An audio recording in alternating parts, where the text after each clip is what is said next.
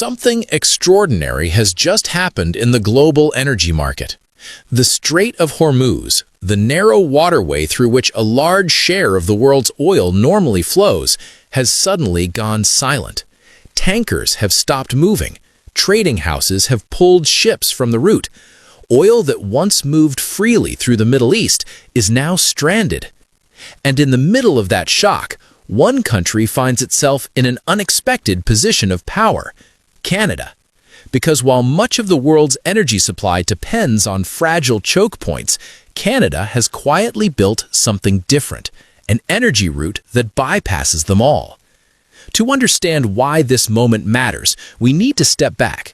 For decades, the Strait of Hormuz has been one of the most important energy corridors on the planet. A huge portion of the world's oil supply passes through this narrow stretch of water connecting the Persian Gulf to the open ocean. When that route is threatened or shut down, global markets react instantly. And this time, the disruption appears serious. Oil carriers have halted. Energy traders are hesitating.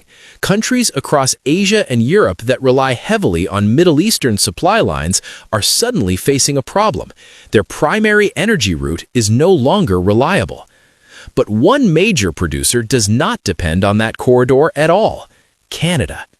Canada ships energy westward across the Pacific, not through the Middle East, using pipelines and terminals along its British Columbia coastline. Oil, liquefied natural gas, and other resources can leave Canada and reach Asia in roughly 10 days without passing through a single geopolitical choke point. And suddenly, that alternative route looks incredibly valuable. What truly changed the tone of this story, however, was not the shutdown itself. It was the reaction from major energy importing nations. India, a country of more than 1.4 billion people that imports the vast majority of its oil, suddenly found half of its supply chain exposed to the disruption. Reports suggested its emergency reserves could cover only a short period of demand. So India's diplomats turned to Canada with a remarkably direct message. They signaled they were prepared to purchase whatever Canada could supply. Not a negotiation, not a tentative inquiry, a clear signal of urgency. And India was not alone. Japan, another country almost entirely dependent on imported energy, began watching the situation closely. South Korea had already secured long-term shipments of Canadian natural gas. Europe, still adjusting after cutting much of its dependence on Russian energy, suddenly faced the possibility that Middle Eastern supply could also become unreliable.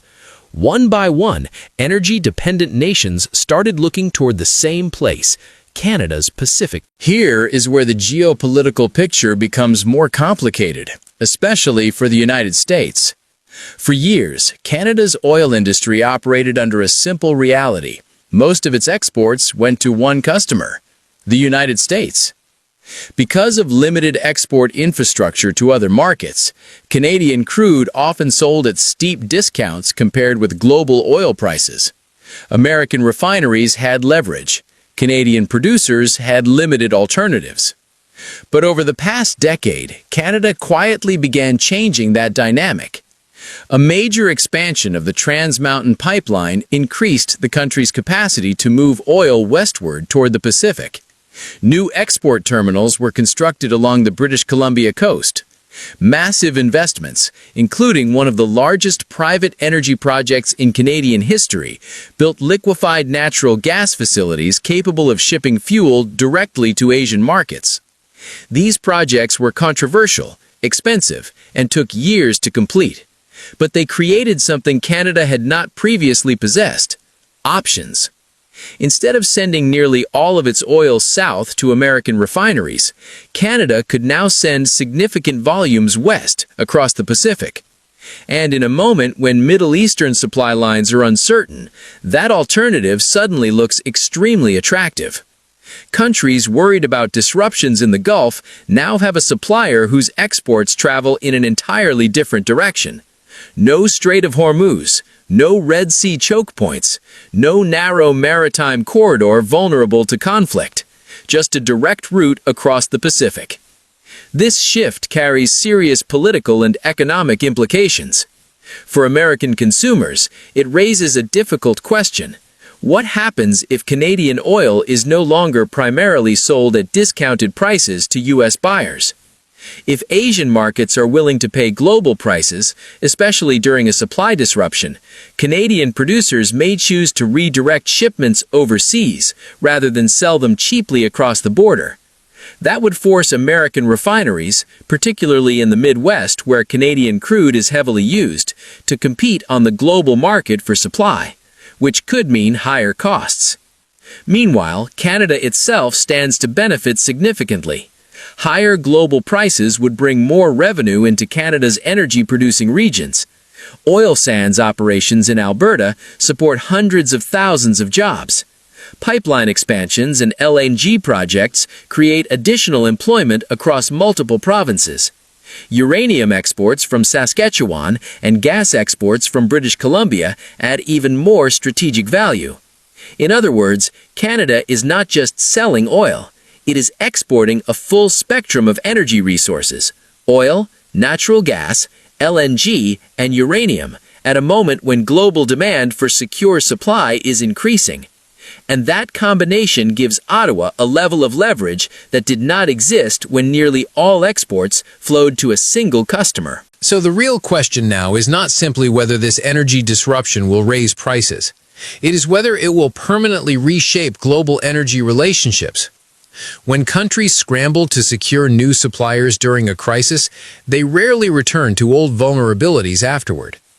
Long-term contracts get signed, infrastructure gets built, supply chains shift. If India, Japan, South Korea, or European nations deepen energy partnerships with Canada during this period, those agreements could last decades. Which raises another uncomfortable question, particularly in Washington. If the United States once assumed Canada had limited alternatives, what happens now that those alternatives clearly exist? And if Canadian energy becomes globally competitive rather than regionally discounted, how does that reshape North American energy politics? Energy crises have a strange way of revealing which countries prepared for uncertainty and which did not. For years, Canada quietly built pipelines, export terminals, and shipping routes that many observers considered unnecessary or overly ambitious.